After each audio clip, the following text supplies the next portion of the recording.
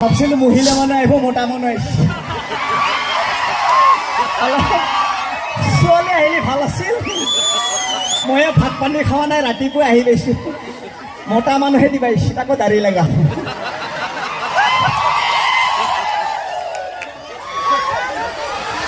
আৰু এটা ফুলাম টুপি